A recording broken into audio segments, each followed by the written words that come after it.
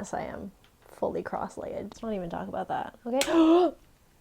Off to a rough start. Today's video, I was thinking, and this just came to my head, we could talk about the idea of seeing your ex move on to someone new. I know we've talked about relationships a lot here. I know we talk about breakups a lot, but let's go one step further and talk about the idea of your ex moving on to someone new. To be honest, I don't have too many insightful things to say about it. Sometimes I just want to chat about topics on my YouTube channel and they don't necessarily have too much advice, but rather just share, again, my experience and some thoughts I have on the topic in case they help you at all, ? But yeah, sometimes I have nothing insightful to say. I just want to talk to you. Sometimes they help people. Sometimes they offer absolutely nothing. So you just take this with a grain of salt, okay? First things first, from experience, even if you're over the person, it does kind of sting a little bit, or at least feel a little weird when somebody who you're in a relationship with moves on to someone new. Even if you were the one to break off the relationship, it's kind of like this sense of like, okay, this chapter of my life is officially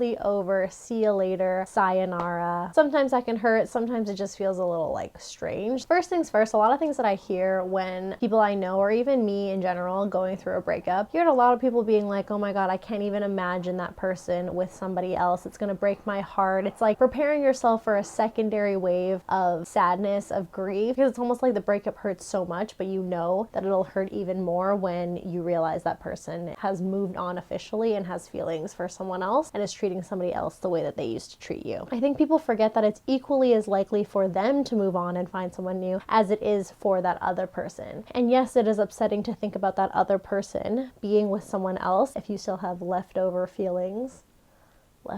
Residual. Yes, it's shitty to think about someone you care about with somebody else. And yes, it seems a little bit more daunting because their emotions and their actions aren't something that you can control. You have to realize that you're in the same boat. You have equal chances of running into someone who will be your next significant other. So I would say try to think of it that way, because you can get sucked into a deep, dark hole if you think about the fact that that person is actively seeking somebody else. I also think that if you have goals to eventually be with this person again, the most effective way to do that is to act like you will never get back together with that person again. And the reason I say that is because if you genuinely believe that that chapter is closed, you will actually put 100% of your energy into focusing on you, your personal development, your life, your friends, your career, everything, to a point where you're bettering yourself so much more than you would be if you were still hung up on said person. And by bettering yourself and creating a better version of yourself by focusing all of your energy on yourself, take a shot every time I say yourself, the likelihood of that person coming back and seeing all of the progress, all of the growth that you've made, you will become a lot more attractive in that person's mind, knowing that you've made a lot of progress, a lot of growth, a lot of commitment to being a better version of yourself. So I highly recommend taking that approach and not get caught up in just wanting to be with that person later down the line. That was kind of a tangent. I don't know why you let me go there, but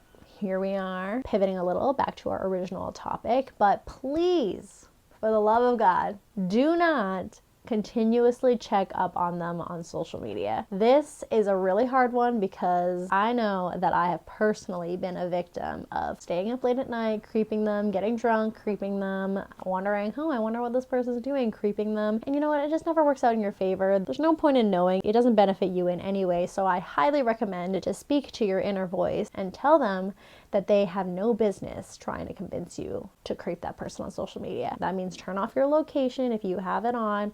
Snapchat location too, don't forget about her. Mute them on Instagram, mute their stories, their posts. You don't want to see what they're doing, trust me.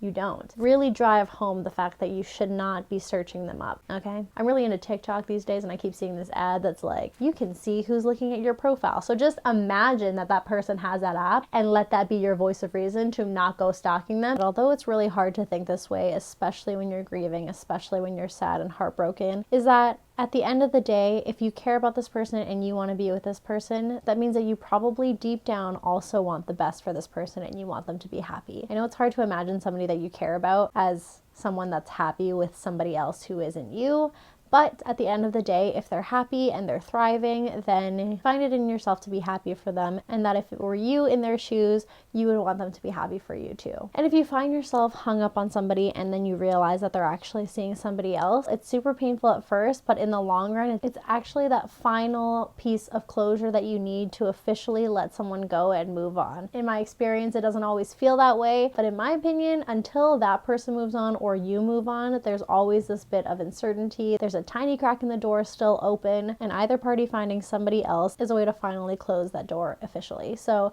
as much as it hurts, it's actually a blessing in disguise, and it really does just sever any residual ties that may be holding you back. Let me know if you have any other thoughts of how to deal or how to cope when somebody that you care about. I'd love to continue the conversation. Like I said, I just wanted to talk about it a little bit, but I didn't actually have that much insight about the conversation. Anyways, let me know what you want to see in the next video, and I will talk to you soon. See ya.